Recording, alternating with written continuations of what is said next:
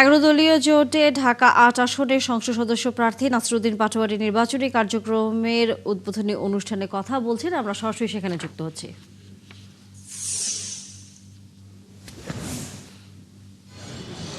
এবং অর্থনৈতিক দৌরাত্মের যে ইলেকশন যে কাঠামো রয়েছে সেই কাঠামোকে আমরা ভেঙে দিতে চেয়েছিলাম। সেই জায়গা থেকে আমরা সবার কাছে আহ্বান করেছিলাম যে আমাদের একটি অফিস প্রয়োজন এবং আমাদের নির্বাচন কমিশনের যে শর্ত সেই অনুযায়ী প্রতি ভোটার 10 টাকার প্রয়োজন।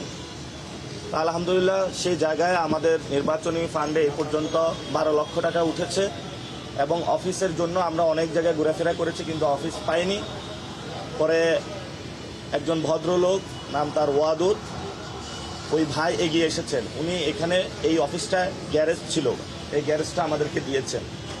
তো দেওয়ার পরে আমরা চারুকলার স্টুডেন্টদেরকে ডেকেছি, সেটা সুন্দর করে গ্রাফিতি করেছি এবং এই গ্রাফিতির পরে আমরা অফিসটা ডেকোরেটেড করেছি এবং ঢাকা ৮ আসনের যে যাত্রা এবং শুভকামনা, ঢাকা ৮ আসনের যে যাত্রা এবং শুভকামনা সেটা এই গ্যারেজ থেকেই হচ্ছে। আমি আপনাদেরকে একটু পরে ভিজিট করে দেখাবো। এটা ঢাকা ৮ আসনের মাটি এবং মানুষের সবার অফিস। এখানে বিএনপির যারা ভাই আছেন আপনারাও আসবেন, বোনেরা আসবেন, আলেম ওলামা যারা আছেন ওনারা আসবেন, রিক্সাওয়ালা ভাইরা যারা আছেন ওনারাও আসবেন। আমাদের অফিসে সবার জন্য উন্মুক্ত এবং এটা জনগণের একটা অফিস এবং ইনশাআল্লাহ। দর্শক, নাসরুদ্দিন পাটোয়ারির বক্তব্য আমরা শুনছিলাম।